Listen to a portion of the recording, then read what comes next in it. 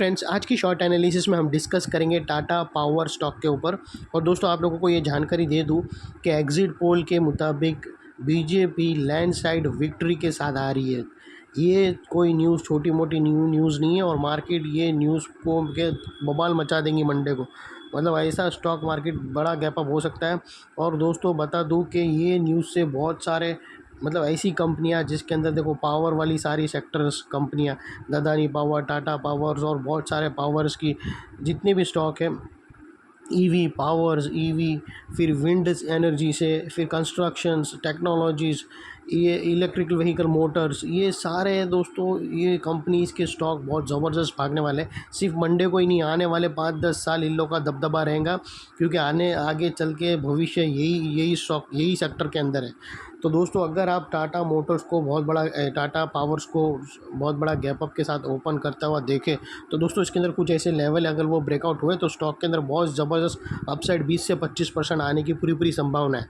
तो हम और लेकिन दोस्तों, इसमें कोई भी मेरी बाय सेल होल्ड रिकमेंडेशन नहीं है, ये प्योरली एजुकेशन पर्पज़ के लिए आप लोगों से मैं शेयर कर रहा हूँ। और दोस्तों, जैसे हम कोई भी स्टॉक को देखते हैं, हम पहले इसका लोकेशन फाइंड करते, इसका जीपीएस फाइंड करते कि ये एक्चुअल में इसका लोकेशन करेक्शन के अंदर है या फिर बाई साइड पे। अगर आप देखो ना, तो ये कंटिन्यू बाई साइड पे था, लेकिन फ़िलहाल अभी इसका करंट लोकेशन दोस्तों करेक्शन के अंदर है। और करेक्शन में पैसे बनते नहीं है, लेकिन कभी करेक्शन के अंदर पैसे नहीं बनते, लेकिन हमें इसको वेट एंड वॉच में रखना पड़ता है। एनी टाइम इसका बाई साइड पे एंटर हो सकता है।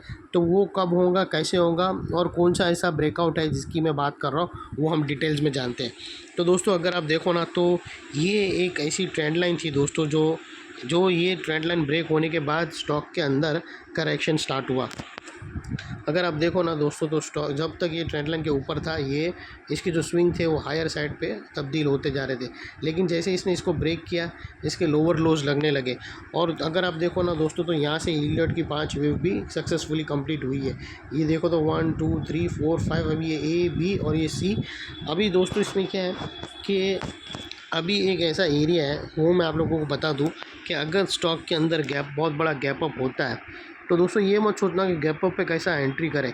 देखो, गैप अप यानी दोस्तों रेजिस्टेंस को निकाल देगा, तो वो जो उसने गैप अप मारा है वो बहुत ज़रूरी रहता है। कभी कभी लोग डर जाते हैं, अरे यार 8% गैप अप के बाद मैं कैसे लूँ, लेकिन वो 8% के बाद ही एक्चुअल रनअप स्टार्ट होता है, क्योंकि 8% पे ही रेजिस्टेंस खड़ा होता है। तो उसके ऊपर अगर सक्सेसफुली टिक कर खड़ा है, तो वहाँ से और अपसाइड भागी। अगर उसको स्टॉप लॉस के साथ प्रॉपर ट्रेड करो, तो एक्चुअल ट्रेड वहीं है। लोगों का जिगरा नहीं होता कि 4% अपसाइड होने के बाद मैं कैसे ये स्टॉक को लूँ। लेकिन अगर तुम चार्ट को देखोगे ना, तो तुमको मिलेगा कि नहीं, ये परफेक्ट एंट्री। तुमको ट्रस्ट देगा चार्ट कि यार 4% अपसाइड अगर ये ठीक है, और 3% पे तो रेजिस्टेंस बैठा था, और ऊपर 1% ऊपर है, यानी रेजिस्टेंस के ऊपर 1% खड़ा है, यानी परफेक्ट एंट्री है। तो ये चार्ट अगर देखोगे ना, तो तुम्हारा ये जो डर रहता है ना, ये 3% 5% पे मतलब कैसे मैं नहीं ये पोजीशन लूँ, लेकिन चार्ट देखोगे ना, तो वो डर चला जाएगा, तुमको लगेगा कि ये वैलिड रीज़न। तो दोस्तों, मैं अभी आप लोगों को बता दूं कि अगर बाय एनी चांस अगर ये स्टॉक गैप अप से ओपन होता है और ये पैरेलल चैनल का ये जो हाई है, इसके ऊपर सक्सेसफुली ओपन होकर सस्टेन करता है, तो दोस्तों आप अपने एडवाइज़र को पूछकर पोजीशन ले सकते हो। इसमें जो अपसाइड के टारगेट्स आएंगे दोस्तों, वो 560 के आएंगे। नेक्स्ट टारगेट 560 के नेक्स्ट टारगेट आ रहे हैं स्टॉक के अंदर।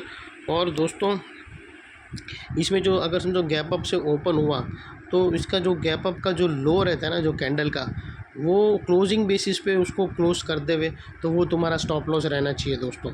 ये और दोस्तों, ऐसे मौके बहुत ही कम मिलते हैं, तो ज़रूर इस स्टॉक को रडार में रखना। इसमें मैं एंट्री और स्टॉप लॉस नहीं दे सकता हूँ, क्योंकि अभी इसमें ब्रेकआउट बाकी है। क्योंकि इसमें मैं इतना जल्दी वीडियो इसीलिए बना रहा हूँ, क्योंकि अभी कटोकटी न्यूज़ का टाइम है। तो ऐसे टाइम पे ऐसे मौके बहुत नसीब से मिलते हैं। तो अगर समझो, और ज़्यादा भी नहीं दोस्तों, अगर इतना ऊपर खुला 480 520, तो उतना नहीं, हमें देखना है कि ये गैप अप में ये रेजिस्टेंस के ऊपर निकलना चाहिए, कि 463 के आसपास सस्टेन होना चाहिए। तो फिर ये इतना समझो, इतना गैप हम प्ले अराउंड कर सकते हैं कि 460 और 463 पे भी निकलने से क्या होगा दोस्तों, कि इसके जो हाई है ना, वो मतलब ये जो हाई एक ब्रेक होगा, और सेकेंडली ये हाई ब्रेक होगा, यानी 2 हाई के ऊपर क्लोज करेगा, तो वो सस्टेन गिना जाएगा। और वो जो 2 हाई ब्रेक किया ना, वो फिर हाई है ना, वो सपोर्ट का काम करेंगे दोस्तों। तो ये थी एनालिसिस। आपको समझदार को इशारा काफ़ी है। मेरे बोलने का क्या मतलब है, 463 के ऊपर अगर सस्टेन करता है तो अपने एडवाइज़र को पूछकर ज़रूर ये स्टॉक को रडार पे रखना। और जिस किसी के पास टाटा मोटर्स है, डरने की कोई बात नहीं है। और एनी मूवमेंट ये स्टॉक ऐसे भी नहीं तो मंडे की न्यूज़ नहीं हुई तो कैसे भी करके वो अपसाइड ब्रेक होगा ही, क्योंकि वो टहल भी रहा है अपसाइड रेंज पर। तो अगर ये यहाँ पर ब्रेक एनी टाइम हो भी सकता है, तभी भी तुम इसको कंसिडर कर सकते हो। तो ये थी एनालिसिस। अच्छी लगे तो प्लीज़ मेरे चैनल को लाइक शेयर सब्सक्राइब करना फ्रेंड्स। Thank you.